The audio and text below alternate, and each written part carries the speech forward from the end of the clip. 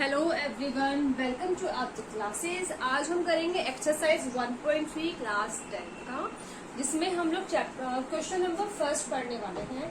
इसमें क्या करना है आपको, prove that √5 is irrational number. ये बात हम जानते हैं कि √5 हमारा इरेशनल नंबर है, लेकिन कैसे, ठीक है ना, ये हमें यहाँ पर प्रूफ करना है।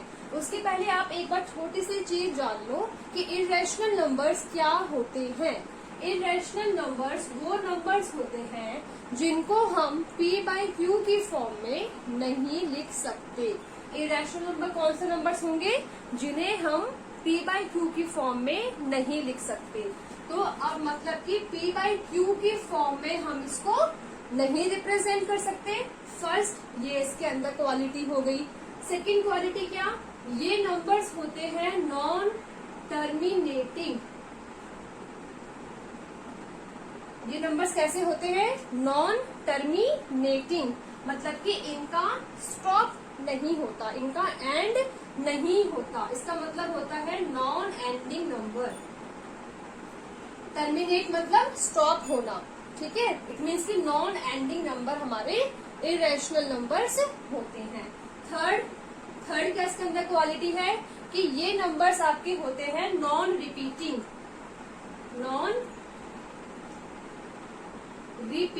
नंबर्स। नॉन रिपीटिंग नंबर्स आपके होते हैं इरेशनल नंबर।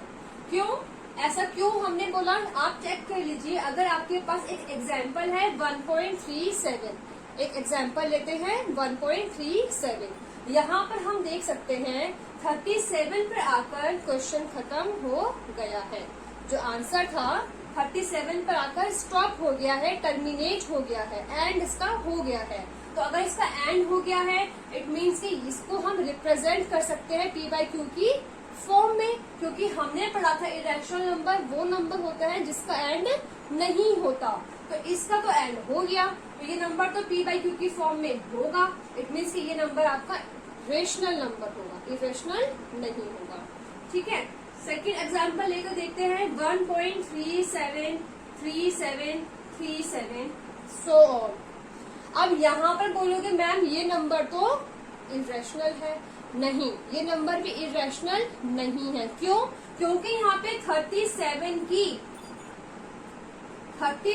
की यहाँ पर रिपीटिंग हो रही है, तो इसीलिए ये नंबर को हम बार से रिप्रेजेंट कर सकते हैं। और इस नंबर को भी हमने p/q की फॉर्म में कन्वर्ट करना 9th स्टैंडर्ड में सीखा था।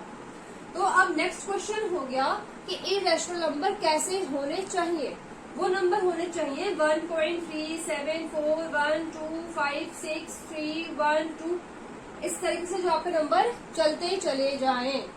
ऐसे नंबर्स को हम बोलेंगे इरेशनल नंबर। इन नंबर्स के अंदर नॉन एंडिंग नंबर है, इनका एंड नहीं हो रहा, नॉन टर्मिनेटिंग नंबर है। सेकेंड थिंग कि ये नंबर नॉन रिपीटिंग है, यहाँ पे नंबर्स की रिपीटेशन नहीं हो रही। Is it clear? Irrational numbers कौन से होते हैं, ये अब हमें यहाँ पे क्लियर हो गया। नेक्स्ट टॉपिक इज कि हम इसे प्रूफ कैसे करें कि नंबर्स हमारे इरेशनल है या नहीं। उसको प्रूफ करने के लिए बच्चे यहाँ पर कुछ पॉइंट्स मैंने आपको लिख कर दिए हुए हैं, उन पॉइंट्स को एक बार हम रीड करते हैं। पॉइंट्स क्या है, फर्स्ट हमें ये पता होना चाहिए कि कोप्राइम नंबर्स क्या होते हैं। कोप्राइम नंबर्स वो नंबर्स होते हैं जिनका HCF 1 हो। ऐसे भी कोई से भी दो नंबर जिनका HCF 1 हो, लाइक ऐसे कोई से भी दो प्राइम नंबर्स ना, जैसे कि 3 and 7। 3 and 7 कैसे नंबर हैं, कोप्राइम नंबर हैं। क्यों, क्योंकि इन दोनों के अंदर जो कॉमन फैक्टर है वो कॉमन फैक्टर 1 ही होना चाहिए। मतलब कि 3 और 7 ये दोनों नंबर ओनली 1 से डिविजिबल होना चाहिए। तो कोप्राइम नंबर कौन से नंबर हो गए, number which divided by only 1। ऐसे नंबर जिन्हें ओनली हम 1 से डिवाइड कर सकते हो, जिनके अंदर हम उनके फैक्टर्स लिखें तो ओनली 1 कॉमन फैक्टर आए और ऐसे नंबर जब हम इनको डिवाइड करें तो ये ओनली 1 से ही डिवाइड हो। एग्जाम्पल 3/7 ले लिया, ये एक रेशनल नंबर ले लिया हमने 3/7। ये दोनों नंबर कैसे हैं? Co-prime number. जब हम इन दोनों को काटेंगे, कैंसिल करेंगे, तो ये ओनली 1 से ही कैंसिल होगा, ओनली 1 से ही कैंसिल होगा। जैसे कि 3 1 3, तो यहाँ पे 1 1 ही आएगा, है ना, 1 से ही आपका कैंसिल होगा।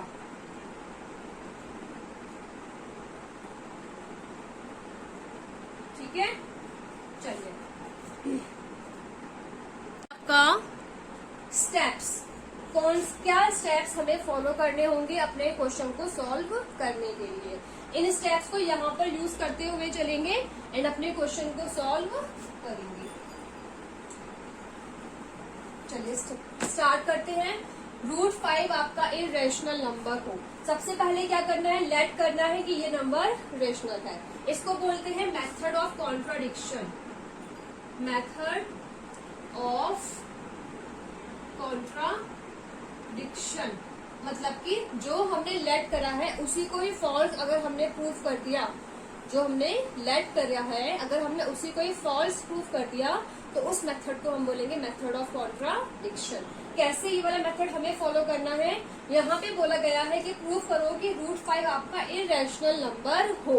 हम इस नंबर को सबसे पहले रेशनल मान लेते हैं। रेशनल मान लिया हमने, लेट कर लिया रेशनल नंबर। अब हमारी ये कोशिश रहेगी कि हम उस रेशनल नंबर को क्या प्रूफ कर दें? इरेशनल, कि वो रेशनल नहीं है, तो हमारा क्वेश्चन पूरा हो जाएगा।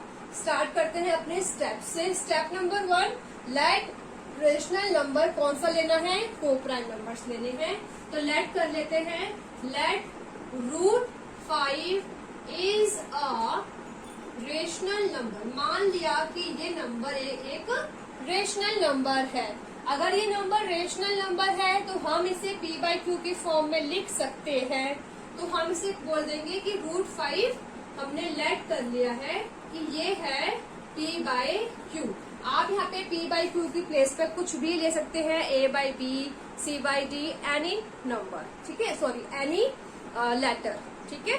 तो p, q, a, b, c, d, l, m उससे कोई भी कुछ भी अफेक्ट नहीं होता। तो p/q हमने यहाँ पे लेट कर लिया कि ये एक फ्रैक्शन है जो कि एक रेशनल नंबर है जिसके अंदर q बराबर नहीं है 0 के, and p and q are coprime number. And coprime का मतलब क्या हुआ कि ऐसे number which only divisible by 1, जो ओनली 1 से ही डिवाइड हो, उसे हम बोलते हैं को-प्राइम नंबर। चलिए अब हमने इसको लेट कर लिया कि ये नंबर p/q है। सेकेंड स्टेप क्या है? Squaring both side. आप इन दोनों की साइड स्क्वेयरिंग कर देंगे। सेकेंड स्टेप, फर्स्ट स्टेप ये रहा। Second step squaring both side. जब हमने स्क्वायर करा तो आया 5 = p² / q²। ये हमारा स्क्वायर करने के बाद हमारा रिजल्ट आया। √5 का स्क्वायर करोगे, चेक कर लीजिए, √5 मल्टीप्लाई में √5, इसमें क्या होगा? 5 1/2, 5 1/2, तो कितना बन जाएगा? ये 1/2 + 1/2 5 बन जाएगा, ठीक है। तो √5 का स्क्वायर 5 एंड p का स्क्वायर p², q का स्क्वायर q²। उसके बाद अब हमें क्या करना है? यहाँ पर इस q को यहाँ भेज दीजिए एंड 5 को नीचे भेज दीजिए। तो इसके बाद हमने क्या करा? q² की वैल्यू निकाली जो कि आई है p² / 5। इतने में कोई डाउट आपको नहीं होना चाहिए। हमने क्या करा? यहाँ से q² की वैल्यू निकाली, p² / 5, यहाँ पे इसको भेज दिया, इसको हमने नीचे भेज दिया, ठीक है। उसके बाद आप इसको लेट कर लीजिए फर्स्ट आपकी इक्वेशन, ठीक है। अब क्या करना है? थर्ड स्टेप क्या है? थ्योरम 1.3 आपकी बुक में आपको दे रखी है। Third step theorem 1.3। थ्योरम 1.3 क्या बोलती है? थ्योरम 1.3 बोलती है कि कोई भी अगर आपके पास p नाम का प्राइम नंबर है, अगर p डिवाइड करता है ए स्क्वायर को, अगर कोई नंबर है उसके स्क्वायर को अगर पी डिवाइड करता है तो पी डिवाइड करेगा ए को भी। बात समझ में नहीं आई? ये आपकी थ्योरम है, पी डिवाइड्स अगर ए स्क्वायर है तो पी डिवाइड करेगा ए को भी। इसका मतलब क्या है, आपने कोई नंबर ले लिया ए 4, ठीक है, ए स्क्वायर करेंगे तो कितना आएगा 16, पी ले लिया 2। चेक करते हैं कि हमारा क्या मतलब था इस चीज का। तो P डिवाइड्स ए स्क्वायर कितना था, P डिवाइड्स ए स्क्वायर, अगर P ए स्क्वायर को डिवाइड कर रहा है तो P डिवाइड ए को भी करेगा, यही कहना चाह रहा है ये थ्योरम। उसके बाद देख लीजिए ए स्क्वायर क्या था, ए स्क्वायर था 16, P क्या था 2, डिवाइड कर रहा है 8 आ गया। अब ए क्या है 4, P क्या है 2, डिवाइड कर रहा है 2 आ गया। मतलब कि अगर कोई भी नंबर किसी के स्क्वायर को डिवाइड करता है तो वो उसके स्क्वायर रूट को भी डिवाइड करेगा। एक्चुअल में क्या है 4 क्या है 16 का स्क्वायर रूट है। Is it clear? चलिए अब इसको थ्योरम थोड़ी सी अब हमने यहाँ पे समझ ली है, थ्योरम क्या थी, उसका कैसे रिलेशन हुआ नंबर्स के साथ, वो अभी हमने यहाँ पे क्लियर कर दिया। उसके बाद देखिए बच्चे, इसी को अब हम यहाँ पे अप्लाई करने वाले हैं। अगर पी स्क्वायर 5 से डिवाइड होता है, अगर पी स्क्वायर 5 से डिवाइड होगा तो मतलब कि पी भी 5 से डिवाइड होगा, है ना भाई। अगर ए स्क्वायर पी से डिवाइड हो रहा है तो ए भी पी से डिवाइड होगा। सिमिलरली अप्लाइंग, यहाँ पे लिख दीजिए, if P square divides, if P is divides A square then P divides A. इसको आप यहाँ पर लिख दीजिए। एंड इसका मतलब, इसकी वजह से क्या हुआ, इसकी वजह से हुआ कि भाई P भी डिवाइड होगा 5 से। मेरी बात को ध्यान से समझना, अगर P स्क्वायर 5 से डिवाइड हो रहा है, अगर A स्क्वायर P से डिवाइड होता है, अगर P स्क्वायर 5 से डिवाइड हो रहा है तो P भी A से डिवाइड होगा, मतलब कि फिर P भी 5 से डिवाइड होगा, तो P/5। अब एक चीज देखिए, जो आपने यहाँ पे करा था 16/2 एंड 4/2, आपने यहाँ पे अभी एग्जाम्पल लिया था 16/2 एंड 4/2, दोनों के आंसर्स क्या सेम थे? दोनों के आंसर सेम थे? नहीं, दोनों के आंसर्स डिफरेंट थे। तो क्या इन दोनों के आंसर्स भी सेम होंगे? नहीं भाई। पी स्क्वायर को जब हमने 5 से डिवाइड करा तो आंसर आया क्यू स्क्वायर।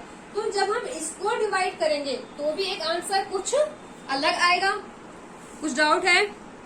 जब हम इसको डिवाइड करेंगे तब भी तो आंसर कुछ अलग आएगा। सिमिलरली यहाँ पर देखिए, आप एग्जांपल देखिए, जब हमने 16 को 2 से डिवाइड करा आंसर आया 8, तो 4 को 2 से डिवाइड करने पर 8 नहीं आया, 2 आया, एक अलग आंसर आया। तो यहाँ पर भी एक अलग आंसर आएगा। लेट कर लिया कि वो आंसर m है, लेट कर लिया कि वो आंसर m है, क्योंकि हमें नहीं पता था कि p को 5 से डिवाइड करने के बाद क्या आएगा, तो वो हमने यहाँ पे लेट कर दिया। समझ में आ रही बातें? अगर पी स्क्वायर को 5 से डिवाइड करते हैं तो हमारा क्यू स्क्वायर आता है। पी स्क्वायर को 5 से डिवाइड करा, क्यू स्क्वायर हमारा आ रहा है। 16 को 2 से डिवाइड करा, 8 आ रहा है। 4 को 2 से डिवाइड करा तो 2 आ रहा है, 8 नहीं आ रहा, अलग है। देख लीजिए, आंसर दोनों के डिफरेंट है। सिमिलरली यहाँ पर भी आंसर दोनों के डिफरेंट होंगे। चलिए अब हमने इसको लेट कर लिया, इसको अब मैं रख दूंगा। अब now put the value of, यहाँ से पी की वैल्यू निकाल दीजिए 5m। यहाँ से p की वैल्यू हमने निकाल दी है 5m। नाउ उसके बाद क्या था, 4th स्टेप बाद में करेंगे, पहले यहाँ पे देख लेते हैं। Put the value of p equals to 5m in equation 1। Equation number 1 में 5m p की वैल्यू हमें यहाँ पर पुट करनी है। अब हम प्रूव कर रहे हैं इरेशनलिटी। यहाँ से अब हमारी इरेशनलिटी प्रूव हो रही है। 4th स्टेप आपका ये रहा। मैं इसको रब कर रही हूँ बच्चे। चलिए स्टेप 1, 2, 3 हमने कर लिए हैं।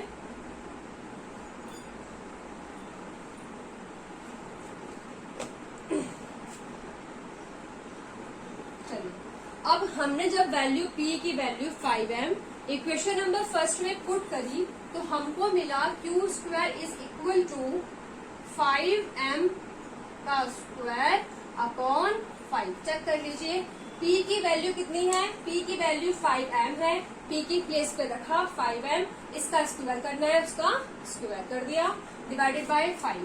ओके, तो Q स्क्वायर कितना हो गया? 25m स्क्वायर अपॉन 5 कैंसिल हो गया, तो Q स्क्वायर की वैल्यू आ गई है 5m स्क्वायर। ठीक है, यहां से m स्क्वायर यहीं पे भेज दो और Q स्क्वायर अपॉन 5 कर दो। अब देखो यहाँ पे कॉन्ट्रडिक्शन हो गई, यहाँ पे कॉन्ट्रडिक्शन हो गई। कैसे? P स्क्वायर भी 5 से डिवाइड हो रहा है। चलिए अभी थोड़ा सा इसको और सॉल्व करते हैं। अगर Q स्क्वायर 5 से डिवाइड हो रहा है, थोड़ा सा एक और स्टेप यहाँ पे सॉल्व कर देते हैं। थ्योरम नंबर 1.3 यहाँ पे फिर से लगा देते हैं और अच्छे से क्लियर हो जाएगा। Q स्क्वायर अपॉन 5 है, तो if Q square divided by 5, अगर Q स्क्वायर 5 से डिवाइड हो रहा है, देन Q भी डिवाइड होगा भाई 5 से। अभी अभी हमने जाना इस चीज को, अभी अभी सेम हमने इस चीज को थ्योरम 1.3 में अभी अभी सीखी थी। अगर Q स्क्वायर 5 से डिवाइड हो रहा है तो Q भी डिवाइड होगा 5 से, मतलब कि Q अपॉन 5 भी होगा, Q भी डिवाइड होगा 5 से। अब आप देख लीजिए, आपने क्वेश्चन की स्टार्टिंग करी थी कि P बाई Q एक ऐसे नंबर है जो डिवाइड हो सकते हैं ओनली 1 से। क्या सीखा था आपने? क्या आपने लेट करा था? जो भी आपने लेट करा उसको आपने रॉन्ग प्रूफ कर दिया, तो ये हो गया मेथड ऑफ कॉन्ट्राडिक्शन। कैसे रॉन्ग प्रूफ करा? आपने ये लेट करा था कि P और Q दोनों नंबर एक ऐसे नंबर हैं, एक ऐसे को प्राइम है जो डिवाइड होते हैं ओनली 1, ओनली डिविजिबल बाय 1। यहाँ पर P 5 से डिवाइड हो रहा है, चेक कर लीजिए, P 5 से डिवाइड हो रहा है, Q 5 से डिवाइड हो रहा है, और हमने क्या लेट करा था? P और Q दोनों 1 से डिवाइड होने चाहिए। ध्यान दीजिए, ध्यान दीजिए, P और Q which only divisible by 1, and यहाँ पर हमने क्या, यहाँ पे एक और दे दीजिए इसको n। अब यहाँ पर क्या हो गया? This contradicts, this contradicts as P and Q are divisible by 5, और हमने लेट करा था कि ये डिविजिबल ओनली 1 से हो, तो फिर क्या हो गया? √5 is irrational number। Is it clear? Is it clear? कुछ भी नहीं करा, स्टेप्स को ध्यान रखना। फर्स्ट स्टेप क्या है? रैशनल नंबर प्रूफ करो, उसको सॉरी लेट करो, रैशनल नंबर है। उसके बाद आप इसको स्क्वायरिंग करिए, थ्योरम अप्लाई करिए जो आपकी थ्योरम थी। उसके बाद आपको पता है कि P बाई 5 भी कुछ ना कुछ एक आंसर लेकर आ रहा होगा, वो आंसर आपने लेट कर दिया। उसके बाद आपने वैल्यू पुट करी P की, अपनी क्वेश्चन नंबर फर्स्ट में आंसर चार्ट चेक करा, तो भाई Q भी 5 से डिवाइड हो रहा है, तो मतलब Q भी 5 से डिवाइड हो रहा है, P भी 5 से डिवाइड हो रहा है, कॉन्ट्रडिक्शन हो गई। हमने लेट करा था P और Q 1 से डिवाइड होगा ओनली, यहाँ पे 5 से भी हो गया, तो ये क्या हो गए? कॉन्ट्रडिक्शन। इसका मतलब कि √5 क्या है? इररेशनल नंबर है। Is it clear?